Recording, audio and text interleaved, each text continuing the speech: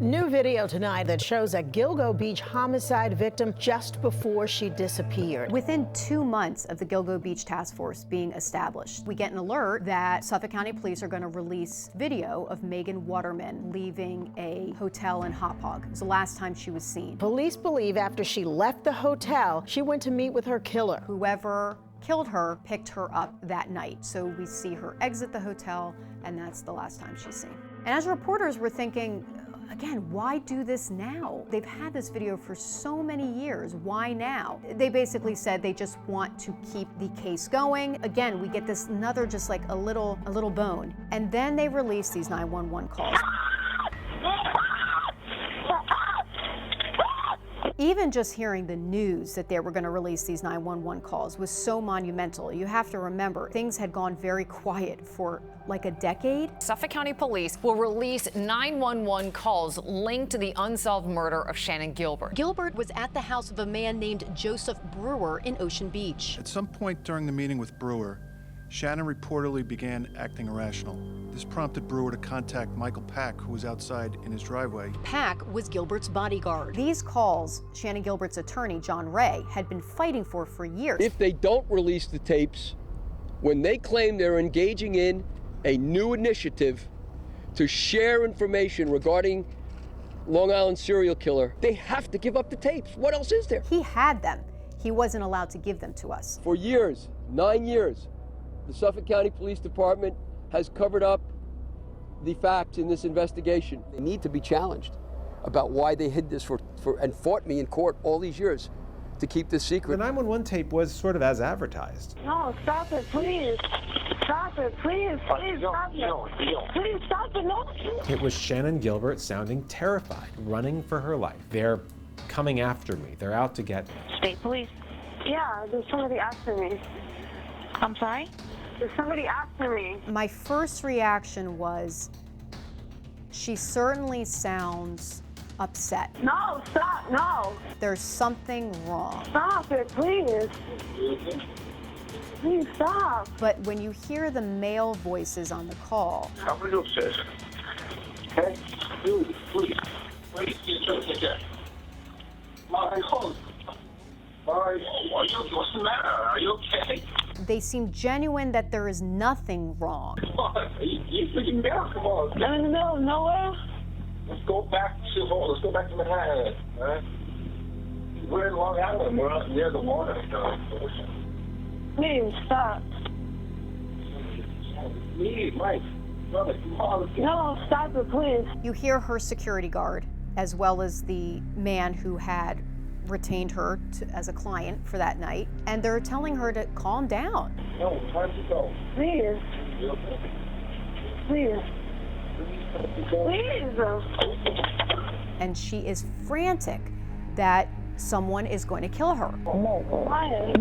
Please, you gonna kill me? You hear this interaction of them trying to get her to calm down, and eventually she leaves.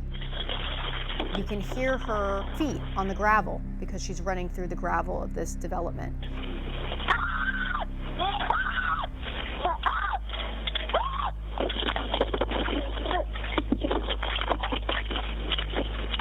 And you hear her go up to somebody else's door, and she knocks on the door. Shannan. Shannan.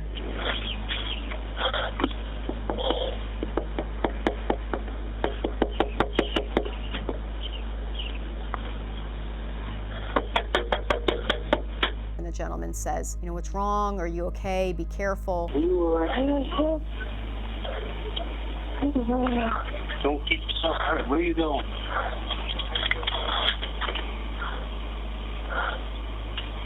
Wait a minute. Where are you going? Where are you going?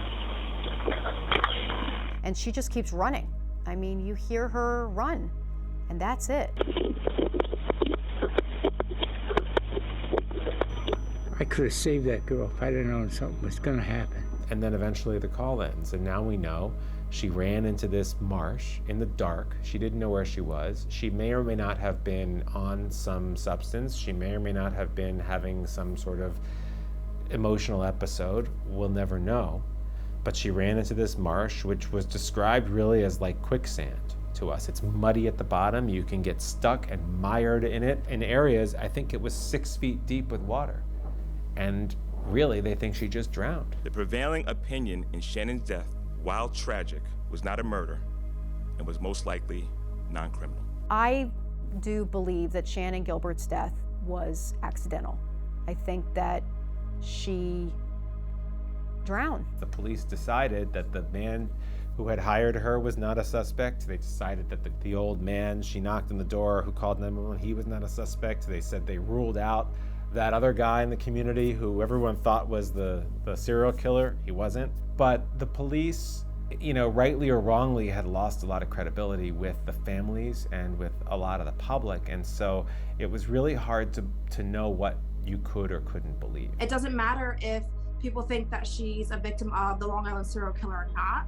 Something happened to her that night. She ran for her life. I think initially the families felt that they were being judged because of the work that their loved ones were involved in. These women were sisters, and in the case of Megan Waterman, she had a 3-year-old daughter. That daughter is now growing up without her mother. And I think that these families have a really important story to tell and could really emphasize the importance of law enforcement and us as a society taking these cases seriously when people disappear. And when the families tell law enforcement, I'm telling you there's something wrong, I'm telling you this is not her behavior, that is listened to more attentively. This is breaking news from Channel 7 Eyewitness News.